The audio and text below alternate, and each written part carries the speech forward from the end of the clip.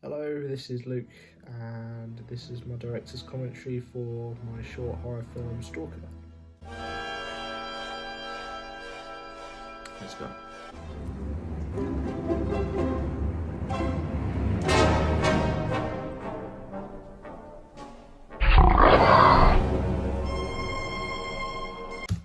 So this part here is basically a mock horror film within a horror film. And this one I was kind of trying to create like a vintage horror film. I took inspiration from like old school 1930s 40s films like Nosferatu or Frankenstein, like old film grade quality horror movies that are quite like black and white filter, like really over the top melodramatic, all these old school techniques, and I tried to like incorporate them all into this.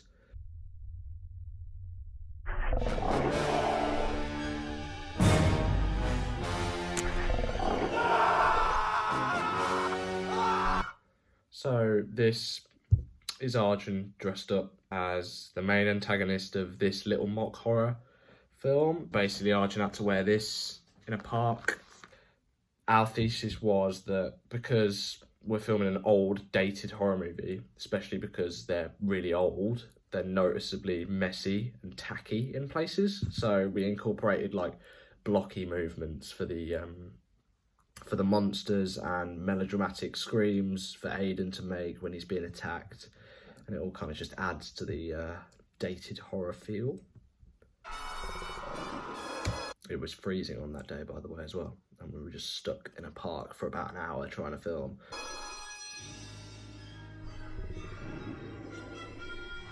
So at this part, we've basically left that to reality, and we've come into like the real world, from the mock horror into the real horror, and we get our first look at our main character called Amar, and he is played by Arjun in this film, and Arjun does a great job again.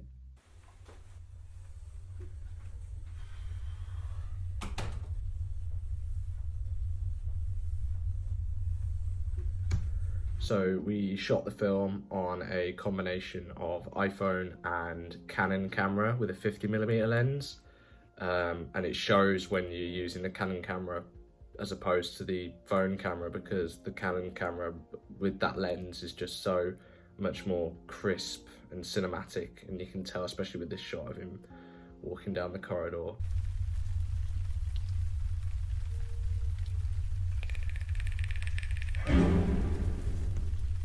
This is where we get the first sense that Amar isn't alone in the house. He used kind of a simple but effective little jump scare clunk as he walked past, and that accompanied with a royalty-free clicking sound, which I found.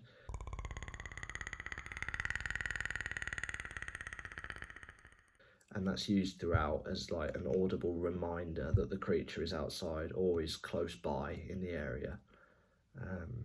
Yeah.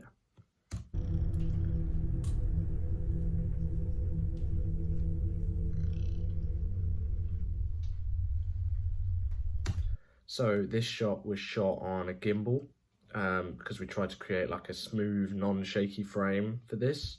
I think it worked well, but next time I'd probably practice a bit more with it, because sometimes when you're maneuvering it in such a tight location like this corridor, you can end up making all sorts of mistakes, like especially with the giant mirror that's in this scene as well. Sometimes I'd have the camera just blatantly showing me in the mirror as I'm going past, and you can see, and it's just not going to end up looking good, is it?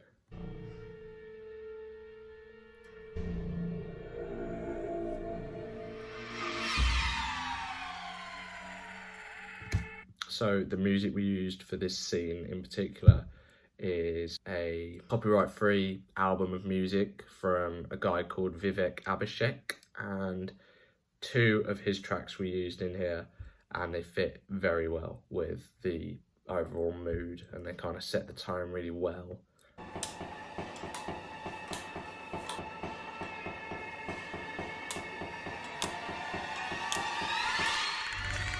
So this is the mask Aidan had to use during filming, and when you put it on, you can't breathe in it, literally. It's impossible. It's really uncomfortable, and every time you would breathe in it, the little eyes here, they'd steam up and you wouldn't be able to see a thing. So the fact it's a bird-like creature evokes fear, because it's fast, vicious, unpredictable, all of that stuff we wanted to get in there.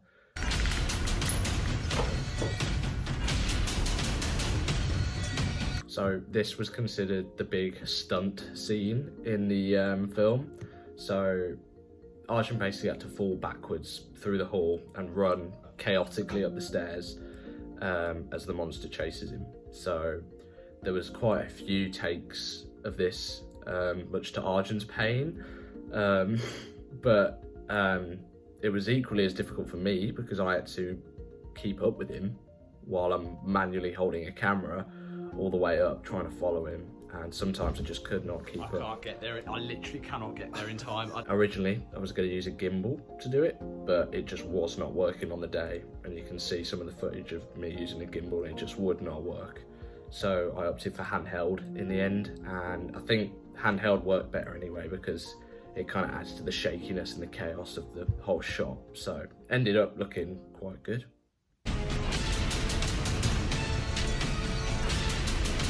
So yeah, we used LED lights in the room that we were filming in here.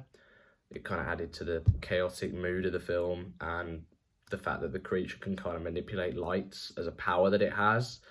The entire scene behind the door has actually been flipped, because we used two different rooms. The one that we ran to in the stunt scene was a completely different room to the one we're in now, and the doors open different ways from the different two rooms.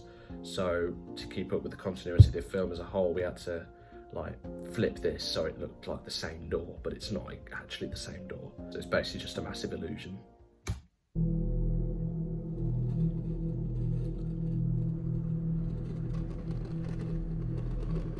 So we used a little pack of fake blood for this scratching of the door scene. We were originally not going to have blood at all, and we were going to use a glove instead, but the glove ended up looking way too plastic when we put it on the camera. So applying the blood wasn't too hard, but getting it off was a whole other story. I think Aidan went home with a bit of a sunburnt hand that night. So this shot is my favourite shot in the entire film.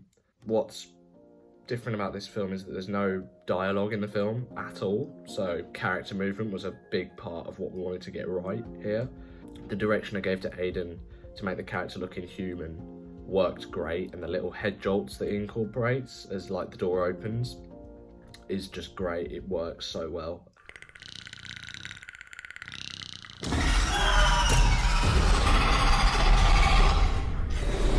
And there you go, that was Stalker.